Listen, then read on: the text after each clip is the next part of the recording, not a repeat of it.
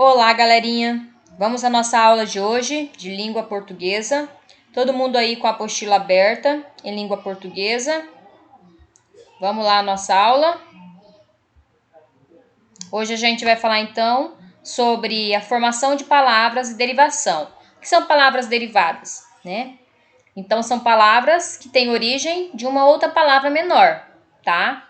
Aí nós temos, Folha de São Paulo. E aqui nós temos a derivação de folha, que seria folhinha, tá? Então, folhinha é uma palavra que vem da primeira, que é folha.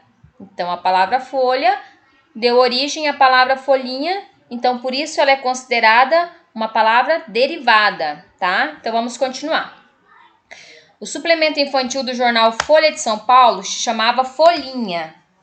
O jornal O Globo, no Rio de Janeiro, tem conteúdo direcionado às crianças, apenas na internet, em um blog que se chama Globinho, que tem origem da palavra globo. Folhinha é uma palavra da família da palavra folha, assim como globinho se deriva da palavra globo. Várias palavras derivam ou surgem a partir de palavras primitivas, como livraria e livrinho, que vem da palavra livro. São chamadas, então, palavras derivadas, tá? Então, palavras derivadas são palavras que têm origem de outras palavras, tá? Saiba mais. Atualmente, além de jornais e revistas impressos, uma grande fonte de divulgação de textos informativos é a rede mundial de computadores, a internet. Portais, sites e blogs fornecem uma grande quantidade de informações sobre os mais diversos assuntos, atualizadas praticamente em tempo real, ou seja, conforme os acontecimentos vão sucedendo, vão acontecendo, tá? Então vamos lá. Número 1. Em dupla, com o colega, como a gente está em casa, então nós vamos fazer com a mamãe, com o papai, né? Pense em 3 palavras que façam parte da palavra jornal.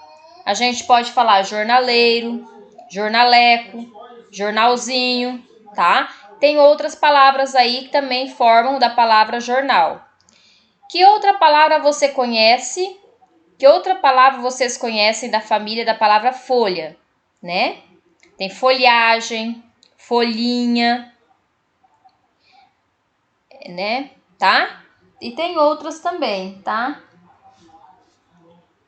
Aí lá em cima, na página 43, um dos modos de formar palavras derivadas é adicionar elementos ao começo e ou ao final de uma palavra primitiva. Neste caso, a palavra primitiva é feliz e a gente vai formar mais palavras. Então, feliz, infeliz, a gente usou na frente. Felizmente, a gente usou atrás. Infelizmente, a gente usou na frente e no final da palavra, certo? Então, são 3 palavras derivadas, ou seja, que vêm da palavra feliz, da palavra primitiva feliz.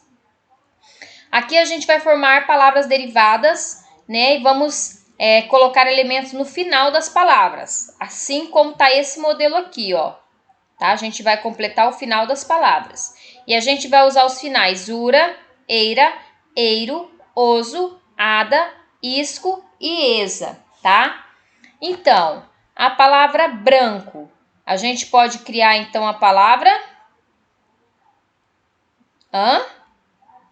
brancura, branqueza, também pode formar, tá? Brancura ou branqueza. Depois a prof vai estar mandando para vocês, então, aquela folhinha das atividades, tá? Para ajudar vocês. A palavra pedra, o que a gente pode formar? A gente pode formar pedreira, né? A gente pode formar pedreiro, pedrada, pedrisco, tá? Então, várias palavras podem ser formadas a partir da palavra pedra.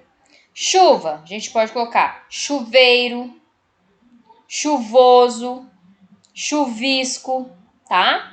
Triste, tristeza, tá? Bravo, bravura, né? Braveza, também podem ser formados. Depois a prof vai estar ajudando vocês lá com o documento Word, onde vai haver as respostas lá. Agora, forme palavras derivadas adicionando um dos elementos deste quadro ao começo. Então, é antes da palavra, tá? Mercado, hipermercado, supermercado, cobrir, encobrir, descobrir, dizer, desdizer, tá? Contradizer, né? Só que aqui, ó, a palavra contradizer, tá? Redizer também é. Fazer, desfazer, certo? Refazer. Acessível, inacessível, né? É um exemplo aí, então. Depois a prof vai ajudar. Aqui seria na sala, mas como a gente está em casa, então é para você dar outros exemplos, né? Usando essas palavras aqui, as de cima, que a mamãe e o papai em casa conseguiam encontrar, tá bom? No texto cinquentona invocada, a gente sabe que a palavra cinquentona vem de 50, né? Você foi informado de que a primeira aparição da personagem Mônica ocorreu em uma tirinha, que vem da palavra tira, publicada no jornal Folha de São Paulo, em 3 de março de 1963. Dentre as sessões que o jornal apresenta, é comum haver uma em que ocorre a publicação de tirinhas, histórias em quadrinhos, um pouco mais curtas, como a apresentada a seguir. O criador desta, Alexandre Beck, também divulgou suas tirinhas nas páginas da Folhinha, que vem da palavra folha. Tirinha vem da palavra tira. Quadrinhos, quadro, tá? Então, seria isso aqui, ó, as tirinhas. Vamos lá. Essencial à vida de todos os seres vivos e começa com a letra A. Como você conseguiu errar essa? É óbvio que é água. O que você colocou na prova? Amor, né? Então, o Armando, que é o nome desse personagem, que a gente usa sem, Armandinho, né? Que o nome dele vem da derivação de Armando, tá? Então, ele achou que a resposta, né? Que é essencial à vida e começa com A, ele achou que era o amor, porque para ele o sentimento de amar era mais importante do que a resposta correta, que era a água, né? E aqui a gente percebe que é alguém da família que está questionando ele em relação à sua resposta. Você gostou da tirinha? Já conhecia esse personagem? Então, esse personagem é Armandinho. Normalmente, em língua portuguesa, na apostila Dom Bosco, a gente trabalha muito sobre ele. Mas a resposta é pessoal, você que vai responder. Com quem você acha que Armandinho, o menino, está conversando? Eu acredito que é com o pai dele, né? Ou com algum membro da família ali, certo? Os trechos entre aspas são partes de um livro? Olha lá, ó, né? Entre aspas. Né? Aqui em cima também a pergunta, né? Da pessoa que está conversando, ó. A gente sabe que é parte de uma prova que ele fez, né? E ele errou essa questão aí, certo? Por que Armandinho parece triste nos 2 primeiros quadrinhos? Porque ele respondeu errado, né? A pergunta da prova. E aí, então, ele está sendo chamado a atenção porque ele errou na prova, certo? Alguém está chamando a atenção dele, tá? Está sendo repreendido. Por isso que ele está triste. Não se preocupem que isso aqui depois vocês vão ter aí para poder copiar, tá? Leia este texto e faça o que se pede. A água é a substância mais abundante na constituição da maioria dos seres vivos. Além de regular a temperatura interna do corpo, ela é essencial para todas as funções por ele exercidas. Vamos completar as lacunas. Letra A. O conhecimento dessa informação pode ser avaliado numa prova na disciplina de... A gente está falando sobre água, então a gente sabe que é ciências, né? Ciências. Isso, ciências, tá? Claro que depois vocês vão ter tudo isso aí no documento para poder ajudar vocês a responder. Porque o pai de Armandinho afirma que a resposta correta é óbvia. Porque a gente sabe que desde cedo, quando a gente começa a ir para a escola, nos nossos primeiros anos de vida escolar, a gente já aprende que a água ela é fundamental, então, para a nossa vida. 70% do nosso corpo é composto por água. E isso a gente aprende lá no início dos nossos aprendizados, desde lá do pré. Né? Por isso que o pai achava que ele tinha a obrigação de saber a resposta. A resposta de Armandinho está errada para a prova da escola. Pode-se, contudo, dizer que ela faz sentido em outras situações. Qual a importância do amor em nossas vidas?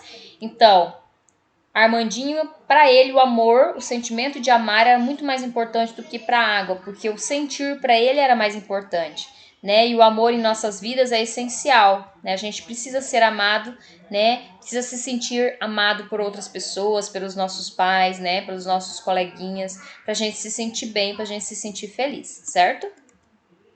Aí nós temos uma tabela, ó.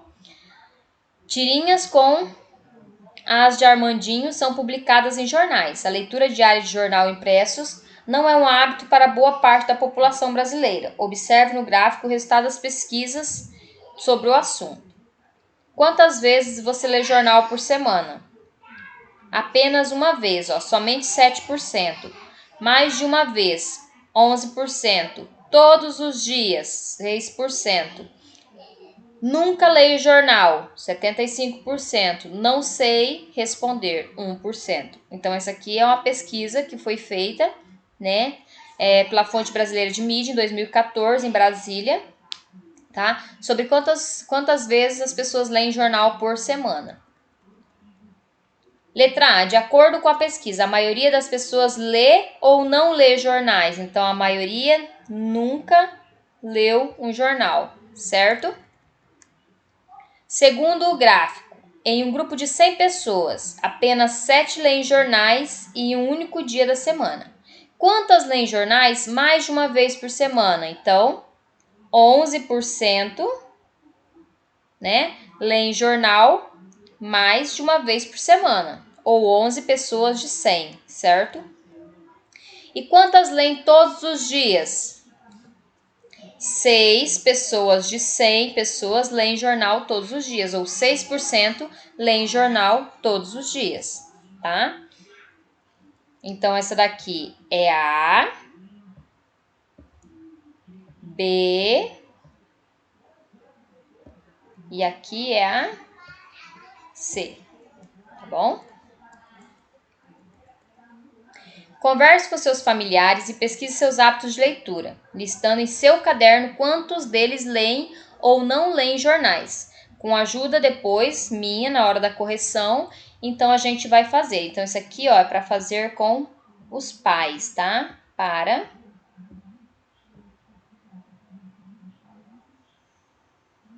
casa. OK? Certo? Então essa aí é a nossa aulinha de hoje, tá? Eu espero que vocês consigam fazer. Um grande abraço da Prof. Milka, tá? Que vocês consigam fazer aí com bastante carinho as atividades. Beijinho!